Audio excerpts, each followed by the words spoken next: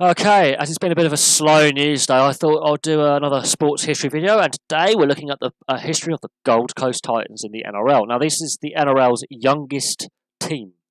They're only 12 years old, is the Gold Coast Titans, officially from playing first competitive match, although they were formed 14 years ago. Now, let's have a little look at their brief history. I've got their season standings and a lot of things to talk about, especially in the second half of their existence. The last 5 years have been very chaotic for the Gold Coast Titans, on and off the field. The club itself was actually given its operating licence in 2005. There had been a big campaign to bring rugby league at the top level back to the NRL, back to that area of Queensland since the Gold Coast Chargers had gone out of business in 1998.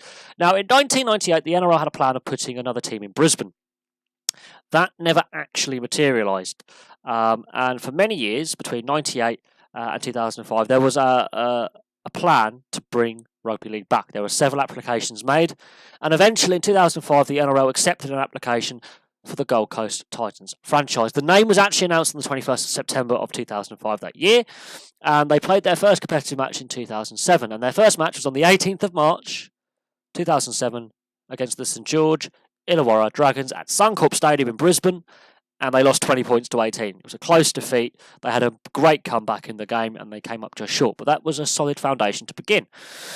Now, in their first couple of seasons, they weren't the worst team. They in their season standings, we'll go through them year by year. In 2007, they were 12th on the ladder. There were 4 teams worse than them, so they didn't get the wooden spoon. 2008, they were 13th, so they've slipped back a little bit, but it's their first couple of seasons. It's not going to be racing ahead. There are still 3 teams worse than them. Very competitive. They're lower mid-table, but they're competitive, and that's what the NRL wanted, was the team to actually be competitive and reasonable. They weren't expecting them to be outstanding, and they weren't expecting them to come last. Then the successful period. This is the best team they had. 2009, they were 3rd, got to finals. 2010, 4th, get to finals. They had a little purple patch here. This is what the NRL wanted, was a team that could build a foundation and then be very competitive, and they were. Wasn't to last, which is a shame, because in 2011 they got the wooden spoon, so they've gone from 4th in the standings to 16th. That's a 12-place drop in a 12-month period. That's really worrying. Possibly they overachieved in this 2009-2010 period, but that is their only wooden spoon to date. So in a quarter of their seasons, they have got finals footy. That's 3 out of 12 of seasons completed, which is not a bad ratio for a team this age, but they have got a wooden spoon, which is unfortunate. 2012 and 2013, they improved again. So they get 12th in 2012 and 9th in 2013. So it could be that they overachieved in 2009, 2010. Absolutely. But they hit just hit a purple patch and those players were on form. Either way, their average is about 12th, 10th, 11th, that kind of area. So the wooden spoon is not actually unexpected. The 2 finals appearances possibly could be looking at their average. It's 2014 onwards is where it gets really, really chaotic. So they've been a solid side, a couple of finals appearances. You're going to get a wooden spoon in there. It's not the end of the world. Every club in the NRL has a wooden spoon at some point to their name, even the Great Melbourne Storm. And they've been reasonable. They've got 2 finals appearances. They've got a strong foundation to build on. 2014 comes along, and this 2014 to now is a very chaotic period for the Gold Coast Titans. It really is, and it's a shame because they've been a solid team up to this point. Not outstanding, but they've been solid. They've been competitive, and they've had glimpses of the possibility that they could achieve something. 2014 happens. Greg Bird obviously gets caught with the cocaine. I haven't put that on the board, but there's also a salary cap breach. It's not the biggest salary cap breach that we've seen, not like on a Parramatta or Melbourne Storm or Cronulla level, but it's a big enough breach to get a sizable $380,000 fine, something like that, in that range. And that hits them in the next season, the 2015 season. That big fine does have an impact on the Titans. But the salary cap breach is unfortunate. But they were one of 5 clubs that season fined under the salary cap rules for breaches. 2015, beginning of 2015, there are financial concerns off the field. The club files for administration. The NRL has to take over the day-to-day running of the club because of financial problems. But the NRL wants the club to stay on the Gold Coast and wants the club to be healthy and viable. It's important. But at this particular time, the Cherry Evans contract saga begins. So the Titans are financially in trouble, but they need that superstar player to bring fans into Cbus Super Stadium. They need that superstar. They haven't really had that superstar, outstanding state of origin superstar player. They've had some state of origin rep players, they've had some star players, but never that superstar player. And they begin talks with Daly Cherry Evans of Manly Sea Eagles. He is a superstar player. He's touted as the next Jonathan Thurston. He's touted as the next Cooper Cronk. One of those. He's played rep football at this point. He's played for Queensland in state of origin. He's a very skillful footballer. And he agrees to sign a 5-year, multi-million-dollar contract. He does. And that's at the beginning of the season. So the NRL are taking over the day-to-day running. And the NRL okay this. But by mid-season, before he's even played a game, because he's still at Manly until the 2016 season, that was the plan, was from this season onwards. In theory, he should be a Gold Coast Titans player right now, but it didn't work out that way. So while they're in administration, the contract saga, by the middle of the season, he decides to go, no, I'm staying. I'm staying at Manly. I'm staying at the Sea Eagles. I'm not going to join your team. And this causes a lot of problems down the line.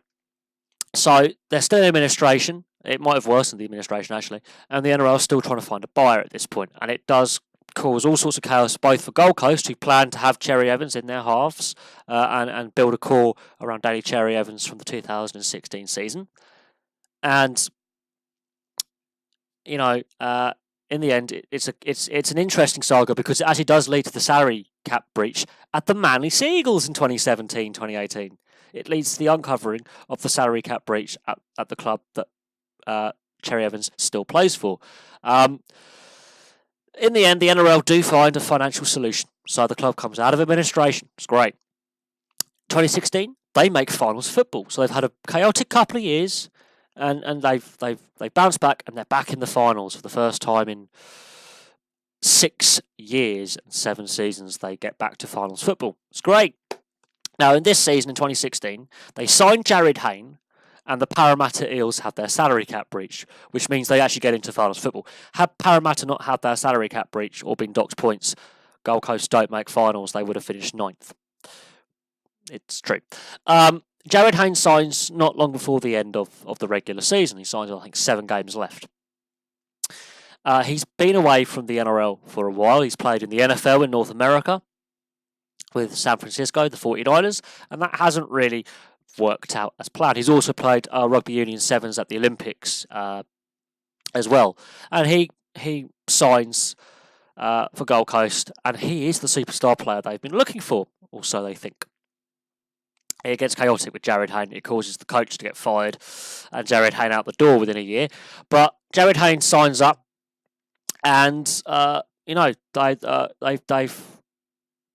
had a turbulent period from 2014. 2 14th place finishes, and 8th place, which they get at the end of the regular season. They get to finals, and Jared Hayne is now the superstar player that the Gold Coast have been after. Didn't work out with Cherry Evans, who they wanted, so they get Jared Hayne. Doesn't work out. Their finals appearance is very short. There's a controversial refereeing display between their match between them and the Brisbane Broncos. Many people will comment on how chronic the refereeing was and allegations of a fix. I'm not actually denying that. There are a lot of people out there who believe that match was fixed in favour of Brisbane. But Jared Hayne has a shocking game in that match. I've watched that match. I will say, the refereeing decisions were bizarre, to say the least. So the conspiracy theorists going, match fix. They have a point, though. 2017 comes along. They've had finals. They've got something to build on. Last time they got to finals, it was back-to-back. So they have something to build on. They want to look up the table, not down. But then, early on in the season, Kevin Proctor gets caught doing cocaine whilst away on international duty with the Kiwis after the Anzac Day test in Canberra. And he is stripped of the co-captaincy by the club. And he's removed from a leadership position for a while. He's disciplined. That has a negative impact on the team as well at a time when they're trying to build on their finals appearance. And Jared Hayne, the experiment with Jared Hayne has gone completely wrong. He's not very popular in the dressing room, and it actually leads to Jared Hayne being out the door and the head coach. Both the coach and the player are out the door, and the club are second bottom. So they nearly get the wooden spoon. That's a very, very bad season in 2017. It's something that they don't want to repeat. 2018, not a lot actually happens in 2018. They just finish second bottom. So from 2014 to 2018, in a 5-season period, it's been very chaotic for the Gold Coast. Absolutely chaotic. Lots happening off the field. The Cherry Evans contract saga, Kevin Proctor getting caught being a silly boy, the Jared Hayne era, as we'll call it, which was the Jared Hayne experiment. Really, they were better off without him. They really were. They were better off with the team they had, the balance they had. They had a very balanced team in 2016, a very solid team in 2016. Jared Hayne, I think the club was after a superstar player to build around. The Cherry Evans saga proved to them you need to keep faith with what you got. And many Gold Coast Titans fans don't want to remember the Jared Hayne experiment. It didn't end very well. Now, so far this season, they've played one match as I'm recording this video, and that was against Canberra. They've lost 21-0, so not the best start of the season. But it is what it is. Now, this is the NRL's youngest club. You know, they haven't had a lot of success. Let's not kid ourselves. They have had 3 finals appearances and 1 wooden spoon. But in their early half of their existence, they were a pretty solid side up until 2013. Very solid side. You know, for a brand new team to not finish bottom in their first 2 seasons and then to get finals football in their second 2 seasons. So by season 4, they haven't finished bottom at all, and they've had 2 finals appearances. That is not bad going. And then even by 2013, 1 wooden spoon is not the end of the world. They've only finished bottom once.